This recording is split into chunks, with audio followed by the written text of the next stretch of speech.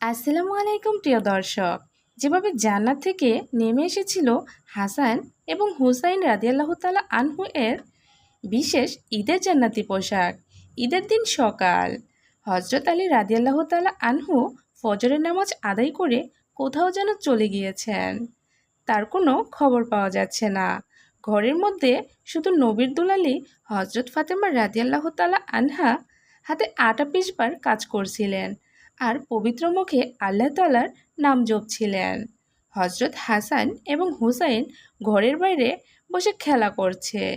একমাত্র তারা দুই ভাই পুরাতন পোশাক পরে প্রতিদিনের মতো আজও বাড়ির আঙিনায় খেলাধুলা করছে। হঠাৎ করে একটি ছেলে দৌড়ে এসে বলল, হে ভাই, তোমাদের কি জামা নেই? আজ যে ঈদের দিন, আনন্দের দিন। আমরা এই মহল্লার সকল ছেলে মেয়ে নতুন পোশাক পরে সজ্জিত হয়েছি, আর তোমরা প্রতিদিনের মতো আজও সেই পুরাতন কাপড় পরেই খেলাধুলা করছো। ছোট ছেলে হজরত ইমাম হাসান এবং হুসাইন রাদিয়াল্লাহু তাআলা আনহু এসব বোঝার বয়স তখনও তাদের হয়নি, যার কারণে তারা নিজের পিতামাতার অবস্থা সম্পর্কে তেমন কিছুই জানতো না।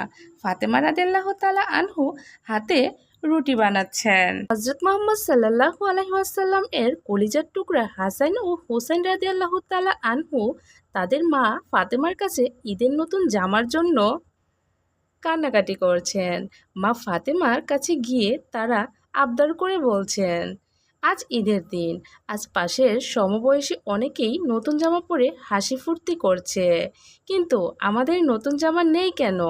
মা ফাতেমা কান্না গোপন করে তাদেরকে সান্ত্বনা দিতে লাগলেন। তাদেরকে বললেন, তোমরা গোসল করে এসো, আমি তোমাদের জন্য জামার ব্যবস্থা করেছি। সত্যি, আদরের ইমাম হাসান এবং হুসাইন মনে মনে ভাবলেন, গোসল দেওয়ার সময় এর মধ্যেই তাদের জামা অবশ্যই তৈরি হয়ে যাবে। যার কারণে মনের খুশিতেই ইমাম হাসান ও হুসাইন গোসল করতে চলে গেলেন। এদিকে হজরত ফাতেমা রাদিয়াল্লাহু তাআলা আনহু মনের মধ্যে দুশ্চিন্তা আবারও জেগে উঠল। তিনি মনে মনে ভাবছেন, এবার কিভাবে পুত্রদের সান্ত্বনা দেব? এভাবে কতবার তাদেরকে ভুলিয়ে রাখা যায়? গোসল করে এসে নতুন জামা না পেলে তো তারা রীতিমতো কান্নাকাটি শুরু করে দেবে।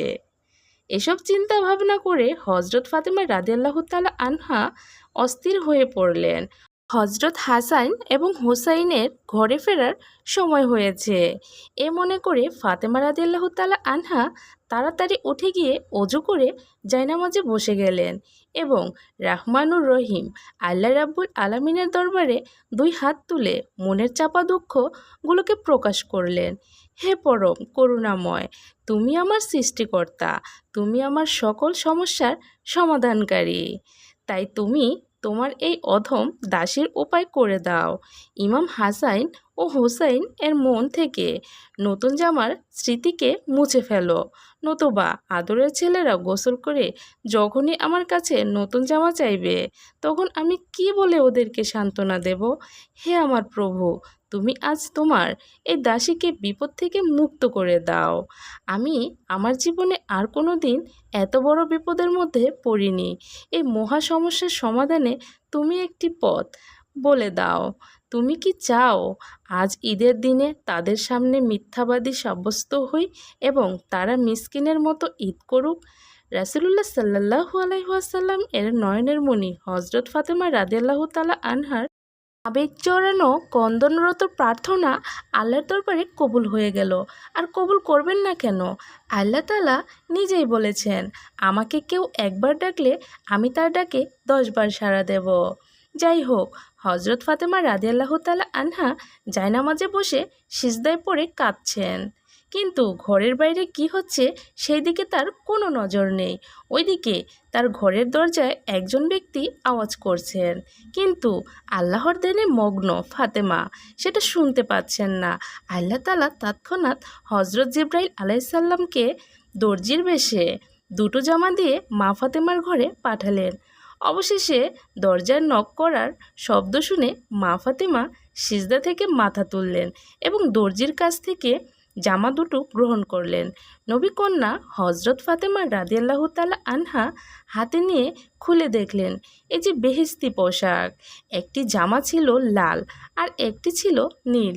এবার নবী কন্যা হজরত ফাতেমা রাদিয়াল্লাহু তাআলা আনহা বুঝতে পারলেন যে আল্লাহ রাব্বুল আলামিন তার প্রার্থনা কবুল করে ওনার বার্তাবাহককে দিয়ে নতুন জামা পোশাক পাঠিয়েছেন।